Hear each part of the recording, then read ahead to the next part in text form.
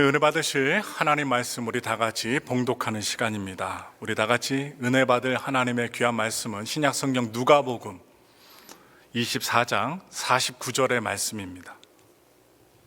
신약 성경 누가복음 24장 49절의 말씀을 우리 다 같이 한마음 한뜻으로 봉독하겠습니다.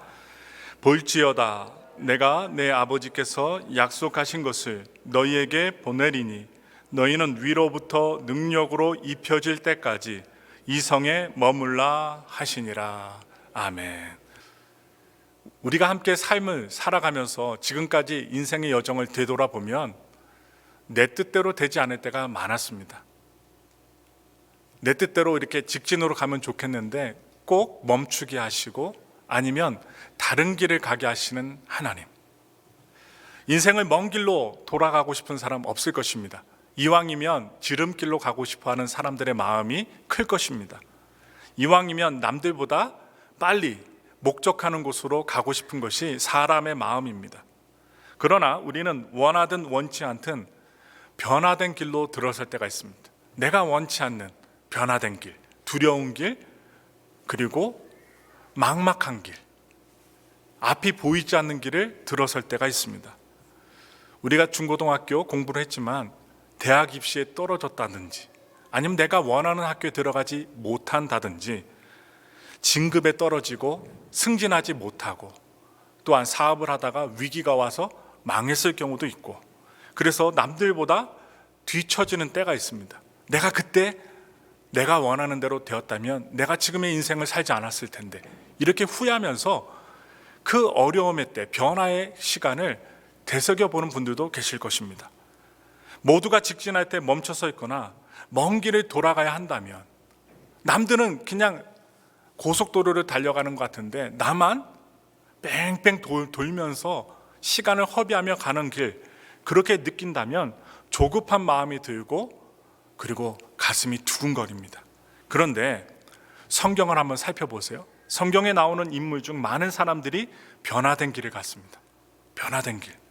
거기엔 하나님의 섭리가 있었고 그들은 하나님께서 만들어주신 변화된 길을 갔습니다. 순종했습니다. 따라갔습니다. 거기엔 하나님의 섭리 또한 하나님의 능력으로 말미암아 변화된 길에서 온전치 못하고 거룩하지 못했던 주인공들이 변화된 삶을 살아가도록 준비된 변화된 삶을 살게 되었습니다. 왜냐? 어디에서? 두려움에 변화된 시간과 사건과 장소에서 사람을 변화시키는 하나님을 만나게 된 것입니다. 오늘은 구약과 신약에 나오는 거룩한 변화된 시간과 사건들을 살펴보면서 인생이 원치 않는 변화된 길에 접어들 때 믿음으로 그 길을 갈 수 있는 지혜를 얻게 되는 시간을 갖게 되길 원합니다. 먼저 우리가 구약의 변화된 사건 한번 살펴보도록 하겠습니다. 출애굽기입니다. 이 출애굽기에서 이스라엘 백성들이 시내산에 도착하는 장면이 나옵니다. 하나님의 산입니다.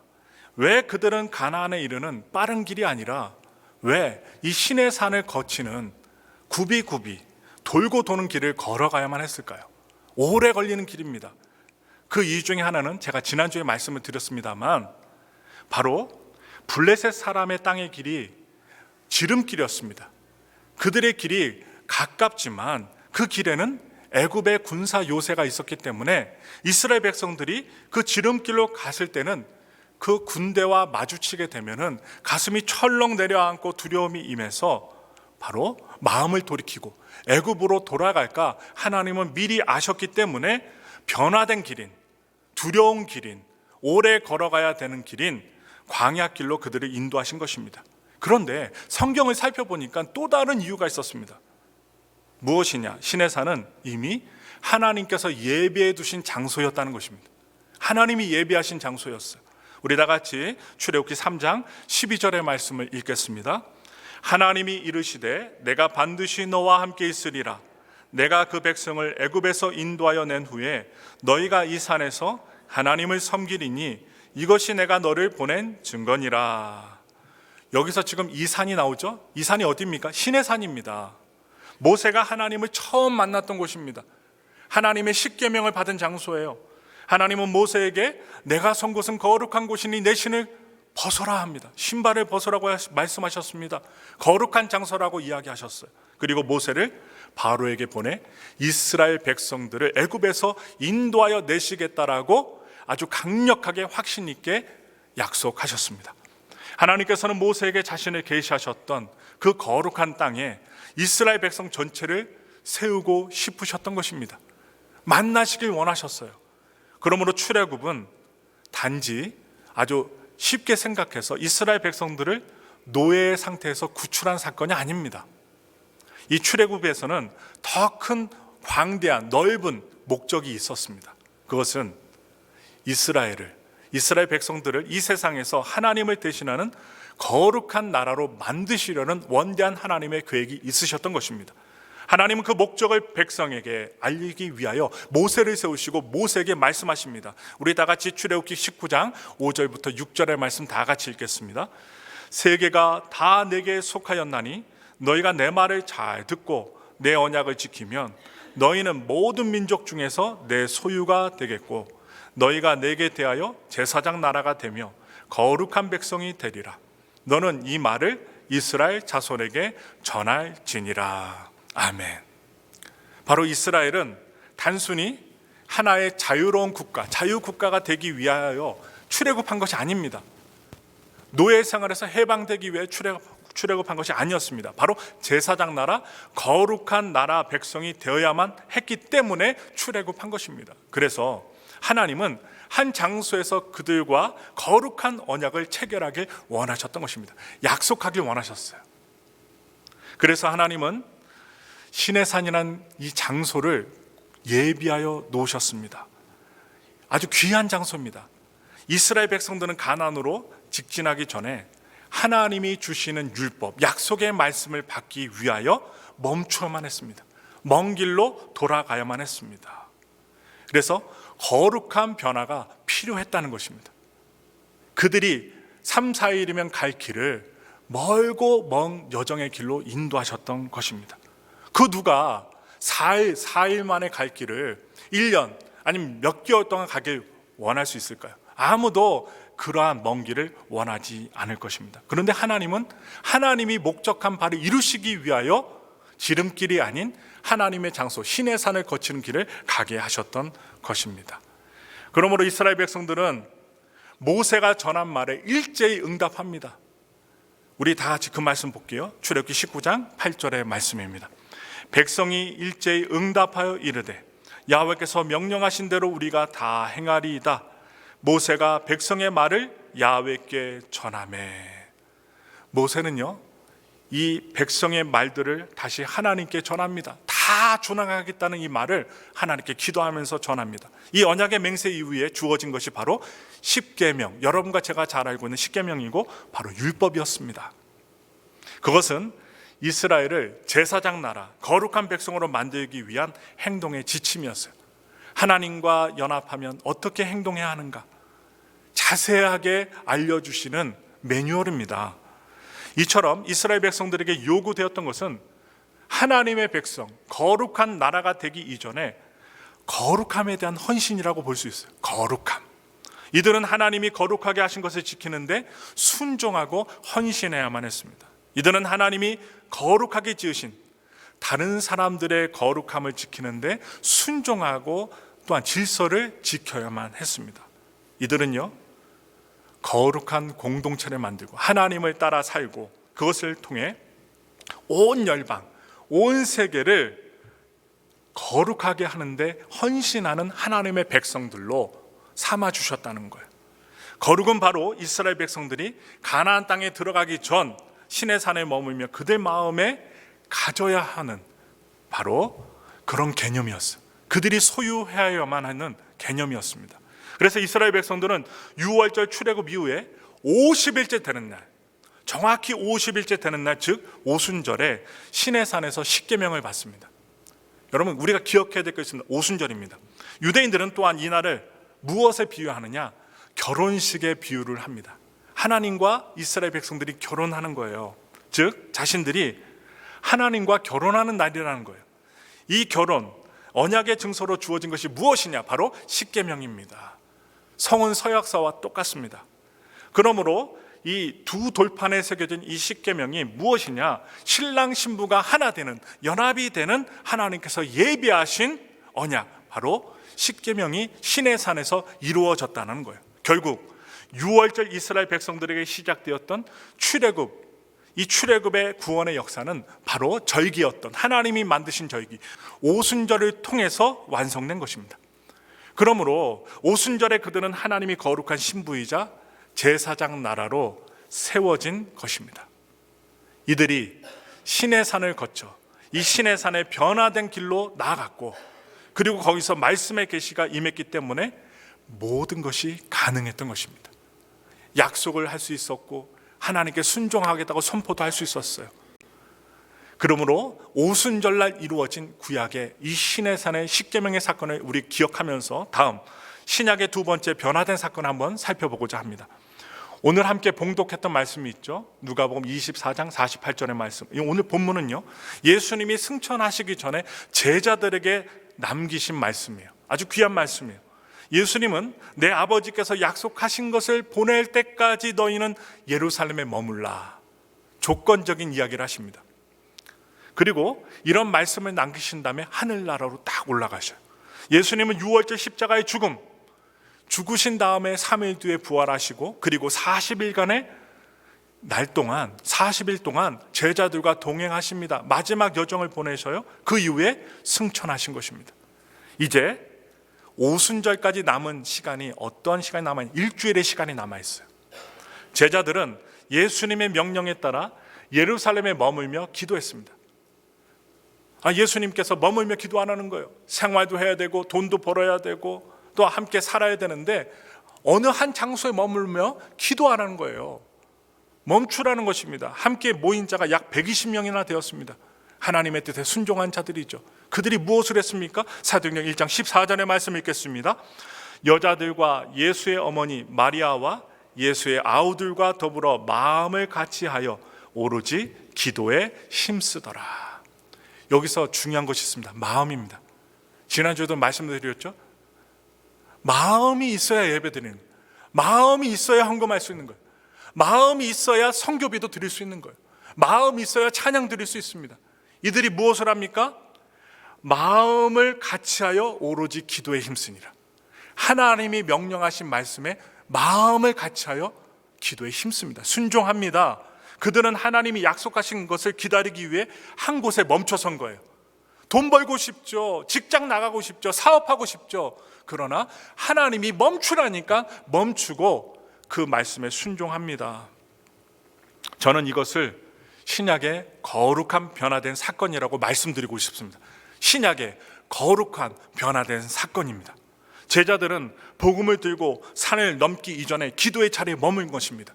하나님의 본격적인 사역을 이루기 전에 하나님이 예수님을 통하여 명령하신 기도의 자리에 멈춰서서 그들은 순종한 것입니다.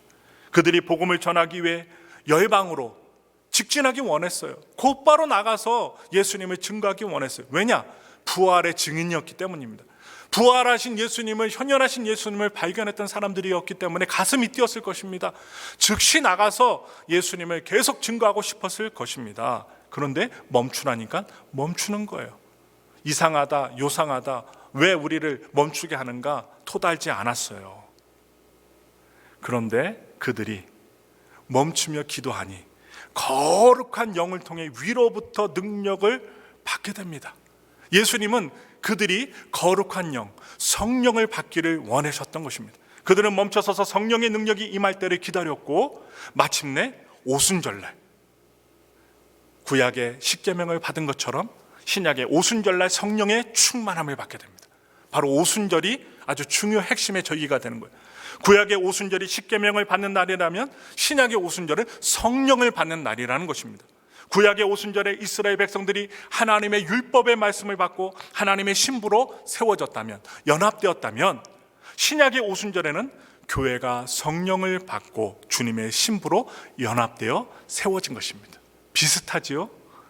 이처럼 6월절 예수님의 십자가로 시작된 구원의 역사는 바로 하나님이 세우신 오순절 성령의 침례를 통해 비로소 완성이 된 것입니다.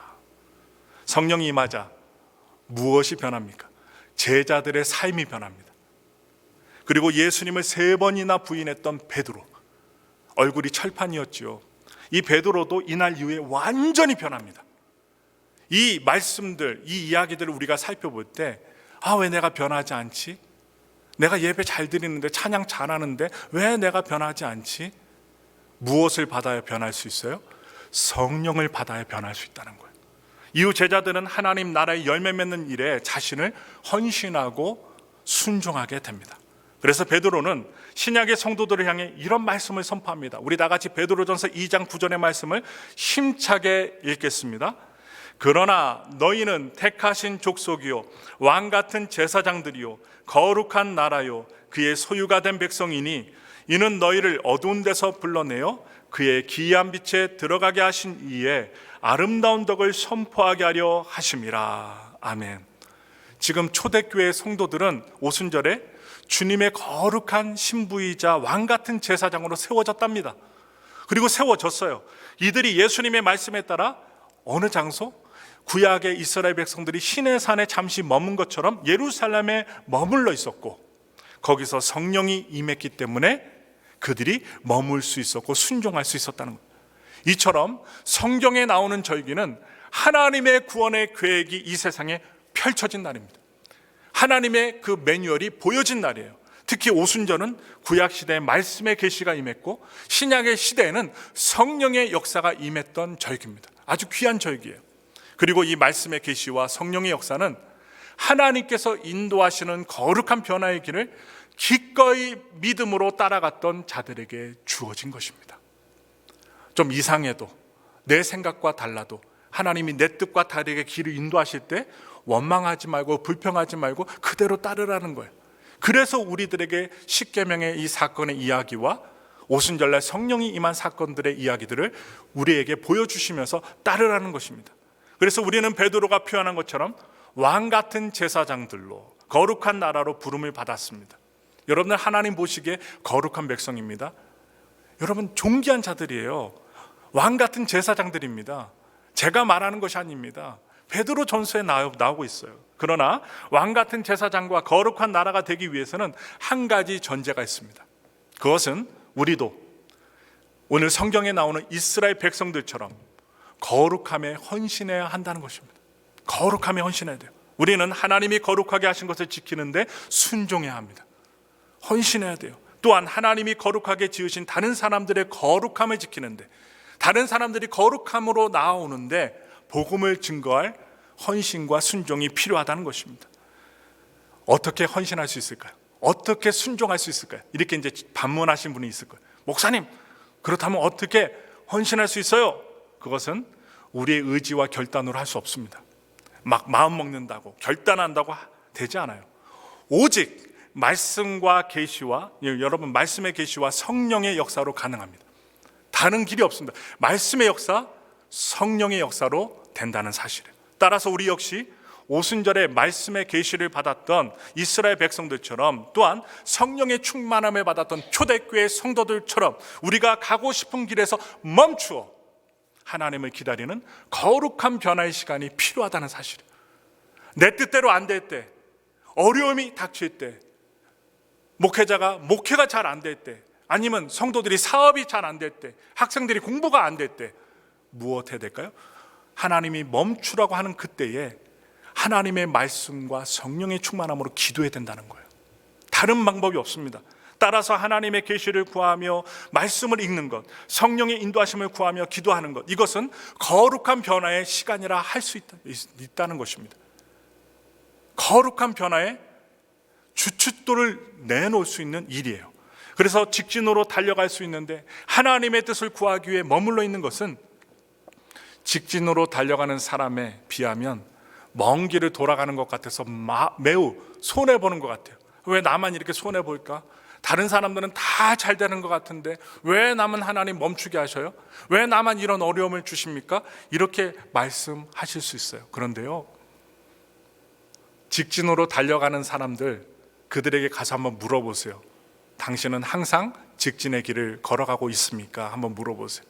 딱 물어보시면 차 한 잔, 스타벅스에서 커피 한 잔 사시면서 이야기해 보시면 그들도 다 나름의 직진하지 못하는 이야기거리들이 줄줄 흘러나올 거예요. 당신이 보기에 내가 겉모습은 이렇게 삐까번쩍해도 나도 고생이 있었다네, 어려움이 있었다네, 지금도 이 어려움 때문에 고생을 하고 있다네, 여러 가지 이야기를 들을 수 있을 것입니다. 그 어느 누구도 탄탄대로를 걷지 못해요. 하나님 아니고서는 탄탄대로를 걷지 못합니다. 그러므로 우리는 변화의 시간을 통해 성령의 임재를 경험한다면 그것은 우리의 힘과 능력을 넘어서는 성령의 권능이 역사하는 삶이 된다는 사실이에요. 따라서 말씀과 기도에 쏟는 시간은 우리 인생의 하나님의 뜻을 이루는 거룩한 변화의 시간이라는 사실을 여러분들께 말씀을 드립니다. 예수님은요, 대제사장과 백성들 또한 장로들 앞에서 이런 말씀을 하셨어요. 우리 그 말씀 한번 살펴봅니다. 마태복음 21장 43절의 말씀입니다. 그러므로 내가 너희에게 이르노니 하나님의 나라를 너희는 빼앗기고 그 나라의 열매 맺는 백성이 받으리라. 지금 여기서 이 말씀에서 우리가 주목해야 될 부분이 있어요. 하나님의 나라는 그 나라의 열매 맺는 백성이 받게 된다는 것입니다. 열매를 맺어야 된다는 거예요. 중요합니다. 열매를 맺으셔야 돼요. 이스라엘에서 오순절은요, 밀과 보리를 추수하는 절기입니다. 밀과 보리를 추수하는 절기예요. 열매 맺는, 열매를 거두는 절기입니다. 하나님 나라의 열매를 거두는 것은 인간적인 열심으로 가능하지 않습니다. 내가 막 노력한다고 열매를 맺는 것이 아니에요. 오순절에 임했던 그 말씀과 성령의 계시가 반드시 필요합니다. 성령의 은혜와 말씀이 필요하다는 거예요. 말씀과 성령을 통해 우리의 성품과 삶의 관점이 바뀌어져야만 한다는 사실이에요. 그러므로 우리는 하나님 나라의 열매 맺는 일에 관심을 가지고 참여하여야 한다는 거예요. 여러분, 우리의 마음을 한번 살펴보세요. 지금 이 설교 들으시면서 여러분들의 생각, 내 마음, 내가 지금 핵심적으로 가치 있게 여기는 것이 무엇인가 한번 곰곰이 한번 생각해 보세요. 어떤 분들은 돈일 수 있어요. 어떤 분들은 승진일 수 있어요. 어떤 분들은 사업일 수 있어요. 어떤 분들은 결혼, 어떤 분들은 사랑, 어떤 분들은 자녀가 잘 되는 것. 다 얼굴들이 다른 것처럼 우리가 추구하는 삶의 가치가 다 다릅니다. 그런데 말씀과 성령이 임하면 내가 추구했던 세상의 가치가 관점이 바뀌고 하나님의 관점으로 바뀐다는 거예요. 베드로는 성령을 통해 유대인으로서 자신이 갖고 있었던 우월감, 자존감이 있었어요.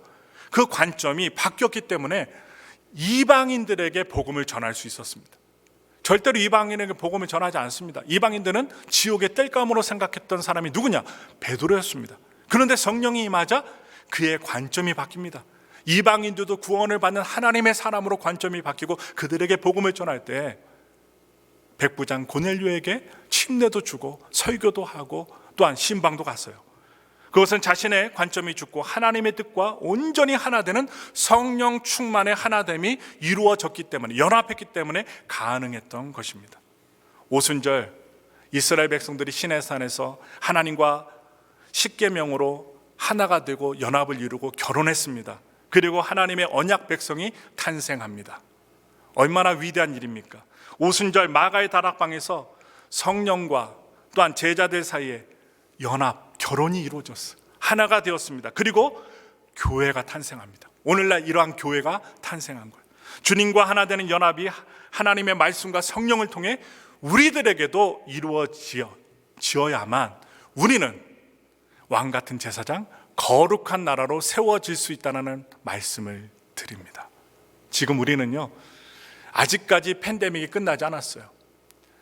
제가 몇 주 전에 한국도 가봤지만 지금도 이제 우리 교회도 예배 드릴 때 어느 때든지 마스크 사용하는 거 자율입니다.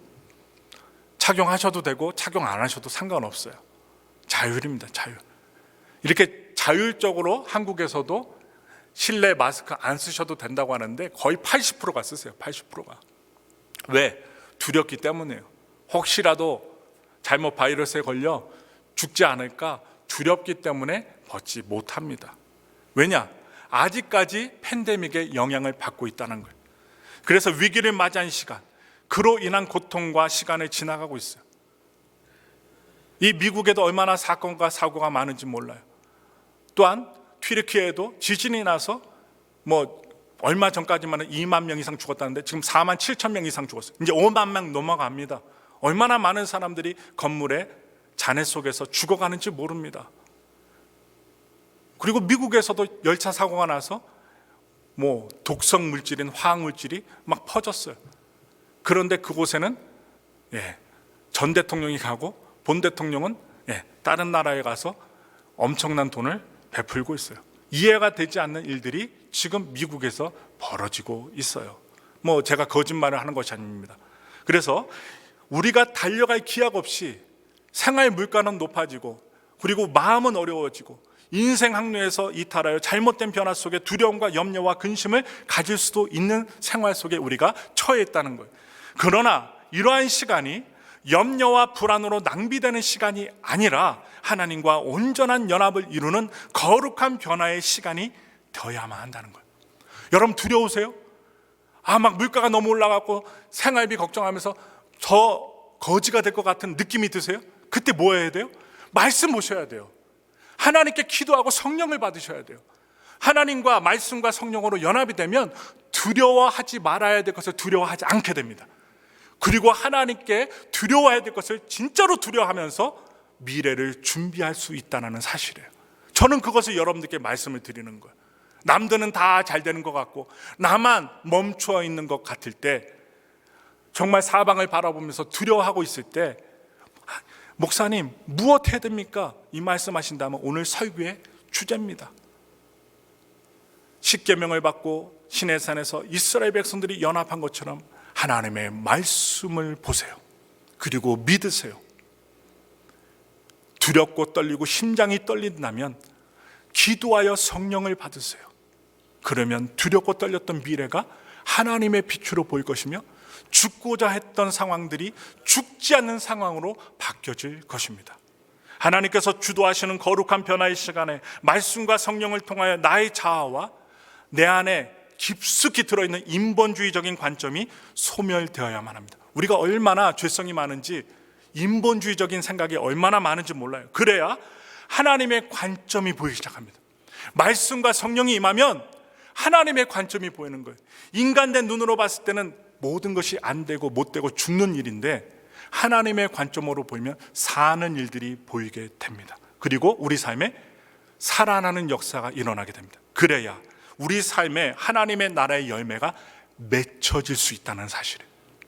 바라기는 우리의 삶에 맺혀질 하나님 나라의 열매를 기대하며 내 원하는, 여러분과 제가 원하는 길이 열리지 않고 가로막힐지라도 기꺼이 하나님께서 우리들에게 제공하시는 거룩한 변화의 시간을 잘 보내시고 말씀과 기도와 성령으로 연합되어 잘 보내시고 은혜로 깨달아 하나님의 백성으로 살아가는 귀한 성도님들이 되시기를 예수님의 이름으로 축원합니다. 우리 다 같이 기도하겠습니다.